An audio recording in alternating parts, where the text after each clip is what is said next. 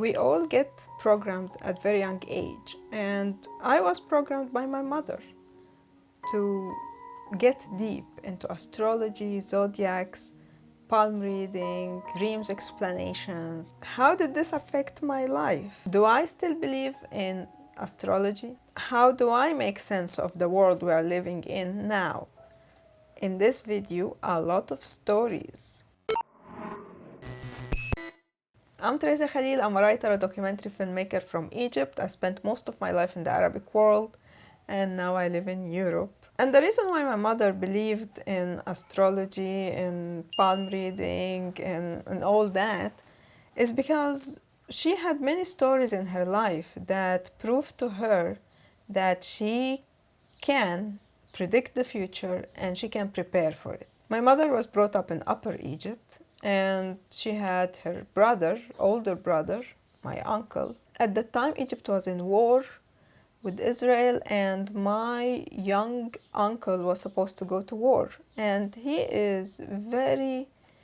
was someone like Forrest Gump, you know. So they didn't think that he should go to be in the army or to the war, because he's just so kind and it's just too peaceful to be in such environment. My mother had a friend, and her uncle was known for predicting the future or for reading what is going to happen in the future.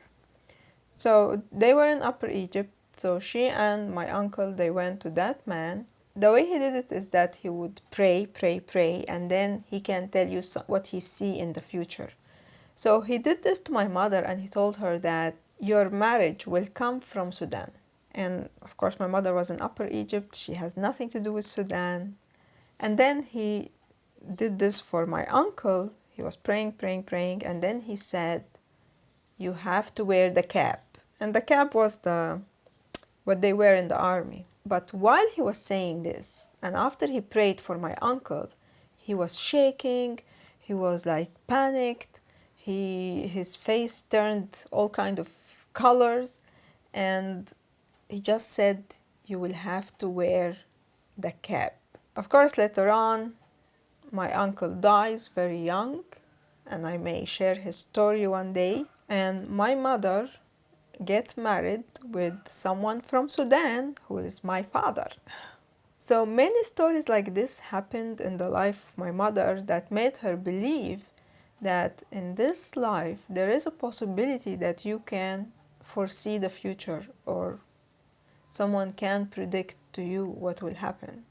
And that's how she was also into psychology, so she got into the zodiacs and astrology and numerology and all kind of things that, or all kind of fields that make you understand the person in front of you, predict what can possibly happen. So you prepare for things before they happen. Being raised with such a mother, I got into it as well. It was both our hobbies, we talk about it, we read about it, we apply it in our lives. So when I meet someone, I would check what is their zodiac, and it wasn't just those star signs, Sagittarius and I don't know, Leo and all that, but also the Chinese zodiacs, the Japanese zodiacs, that is with the day of your birth. And something that made my mother feel so bitter all her life is that she never knew when she was born.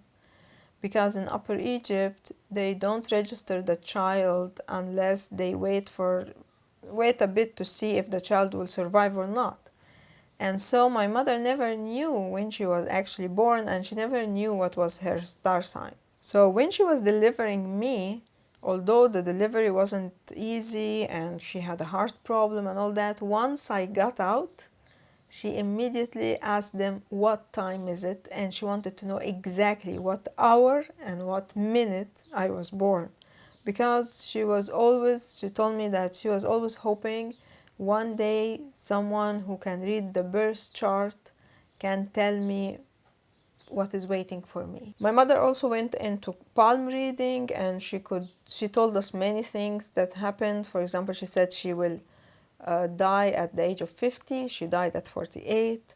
She said that my brother will marry a foreigner or a Westerner and he will have a son and a daughter, and it happened. She said that I will marry a foreigner as well, and it happened. She said that my brother will be so rich. This didn't happen yet.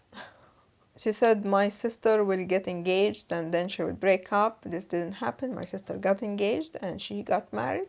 But many things of what she said happened. And so this made me live all my life in this world where I'm waiting for signs all the time. I'm waiting for signs to be optimistic or pessimistic. So I can see that things are good or are going to be good, and also I can see that, oh, this will not work out. I remember after my mother died, I was standing in a restaurant waiting for my order, and I was thinking that, oh, my mother died, now I'm now an orphan. And just as I said that, the restaurant had Quran playing in the background, and once I thought that, I had the verse that says, didn't God find you an orphan? I don't know how the English translation, but something like, didn't God find you an orphan and he like took care of you? So I always like, this can happen with like that, with something holy, like a holy text, or it can also happen with someone passing by saying something, or someone on television. So something that you think something and then you hear something that match with what you were thinking, and you think that, okay, someone is talking to me. Also, my mother was always like, if she had a question or there is something that she want to know if it will work or not, or she want answer to a certain situation, she would open her holy book, put her finger somewhere and see what is written, and how can she interpret this as an answer to what she was asking. So I was raised in such environment where the whole world around me is sending me messages, and I always try to connect the dots, discover the meaning, what will happen. And it was nice, it was fun. For example, once I had an interview and it was on 6th of June, so 6/6, and as I was born on 12th of December, which is 12/12, my mother told me that this interview will work out, and yes, it did, and I got the job.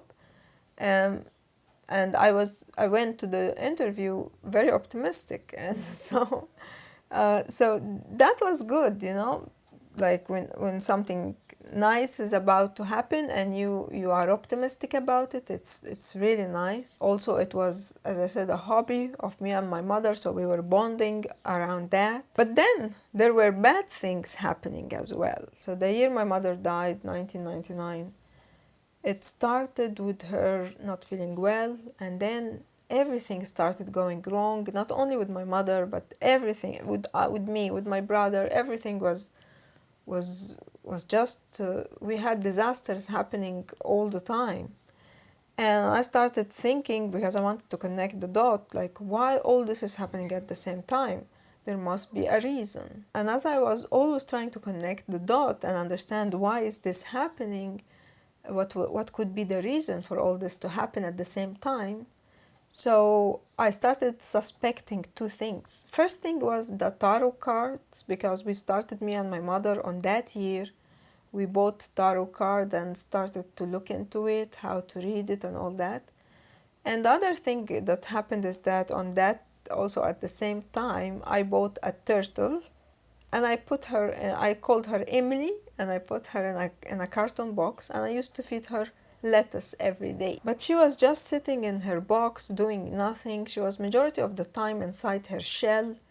She wasn't doing anything much, and I started thinking that this omen, this turtle is an omen. She brings me bad luck, because she's always in her shell and she's not doing anything. Of course, now as I know better, and I discovered how to treat a turtle, how to raise a small turtle. Now I know that they need care. They are like alive creatures, and they need love, they need care, they need you also to change their food. You can't just feed them all the time lettuce, lettuce, lettuce.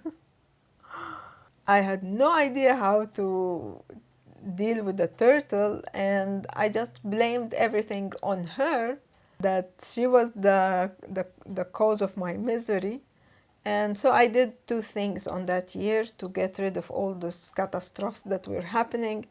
I put the tarot cards under my bed in a hope that it will not have an effect that way. And then I put the turtle in a garden, a nearby garden, and I had no idea what happened to her. Of course, now when I think about it, and if time will go back, I would definitely treat this turtle in a different way, because what I know now about turtles, I can see that this turtle was just depressed because of the way I was treating her. But I thought she was bringing me bad luck, and I just put her in the garden. So this is the dark side of having all those beliefs. You, first of all, you get so stressed all the time when you predict that something bad is about to happen. So although this something can happen in 5 minutes, you will be stressed for 2 months in advance. Your mind is so busy trying to live the future in the present, and that's very stressing. You also may judge people or things or creatures based on your belief, and it can be a wrong judgment. So before, when I used to meet someone, I would check what is their sign and if it matches with mine. But now I don't do that. I just wait and get to know the person and see. I would form an opinion based on their behavior and personality, not based on the star sign. And let me tell you, it is not easy to deprogram yourself, because, of course, as I was raised into this, I can't stop myself sometimes when I go to a building to check the number of the building, or if I have an appointment at certain date. So what is the situation now? Did I stop believing in all this? Before I tell you if I changed my mind or I still believe in astrology and all, and palm reading and numerology and all that, I want to tell you about this creative journaling circle that I organize.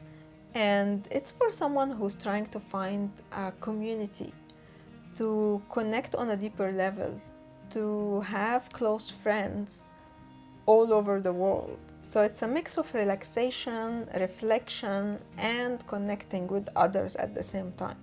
I will leave more information if you are interested, and it's only for 6 people, so we can connect on deeper level. Check it out. And also, if you have something on your mind, I still do listening sessions, so also check it out. So what is the situation now? Did I stop believing in all this? Well, the answer is not that simple. Recently, I started discovering Joe Dispenza, and the idea that you can control your thoughts is actually what helped me reprogramming or deprogramming myself. So I had 2 years ago, I had an appointment to remove my tooth. And usually I would have tried to predict how this is going to go, I would always look for signs to tell me, is it going to work well or not? But what happened is that I didn't think of anything. I stopped myself from thinking. I went to my appointment.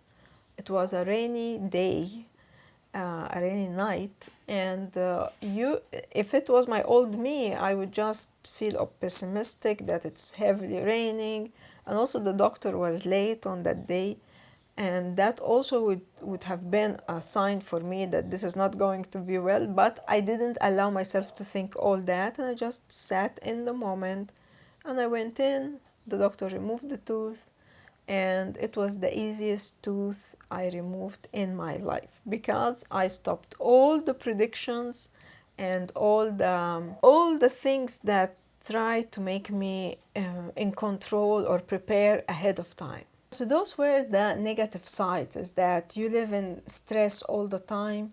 You can think of someone or judge someone in a negative way, which could possibly be not true. So you could have victims of the way you think. And they are innocent beings. They have nothing to do with your problems or your belief that they are a bad sign or something. So how am I doing now?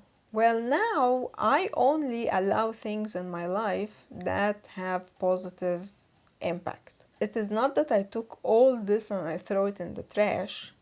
No, I just take what have a positive impact. So for example, dreams. Now I have this book that explains dreams, but not from a hocus pocus way of explanation, but from a psychological explanation, just to make me understand who am I and why I'm dreaming like that. I also don't mind if someone want to, for example, I had someone I met in Sharm when I was in Egypt. She was from Finland, and she read for me the tarot card, and actually it had a positive impact on me because she was reading for me the present, and she told me that I'm someone who work on many projects, and I never finish none of them. And that was true. That made me think about, really, I put myself into many projects, and it's better to focus on one of them. When I meet someone, I don't judge them based on their star sign or something, but I judge them based on their personality and behavior. If I have an appointment or I applied for something, I don't try to predict the result. I just be in the moment and go through it. So this makes me live in peace in the moment, not stress hard about trying to control everything around me. And I still believe that there is a place for all those beliefs and prediction fields, because we are on a planet that is rotating in the outer space. Who could have imagined something like that in their wildest dreams? So I don't believe that everything in life can be explained by science, and that we just need to learn more and then science will explain everything. No, there is mystery in life, and there are things that no one could have imagined that would happen. And every time we answer a question, so we were thinking, oh, if we just reach the sky, we will find answers to all our questions. But we went above the sky and we still have more questions. So that's why I don't look down on things. I don't reject things totally. I always say that everything is possible, but nothing is for sure. So if someone now come to me and say, oh, I want to read your birth chart, for example, welcome, no problem. And I will take from it what have positive impact on me, and I will leave what is not. For example, recently, or not recently, but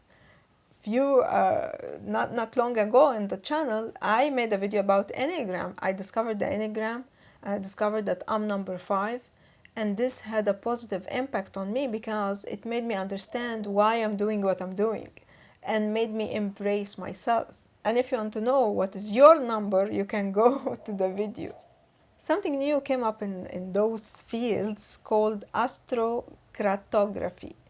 And it's the idea that they can read for you which city in the world will match with you better. Like if you are trying to make a business, if you want to have a happy relationship. And I see that this can be a big scam because this thing could have never existed before humans are able to live in different cities, Long time ago, people would hardly travel from one city to another, not from one country to another.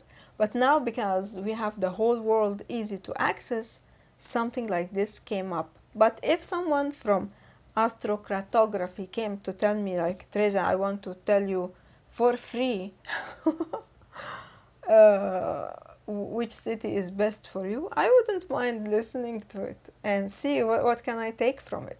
So I don't forbid totally, and I don't immerse myself also totally. I have enough wisdom to take what is good for me and leave what is not. But yeah, I'm so proud of myself that I was able to deprogram myself. It's still not easy because I always try to discover the sign of someone, or And luckily for me, when I met my now husband, I would have never accepted being with him because I'm a fire sign and he's a water sign.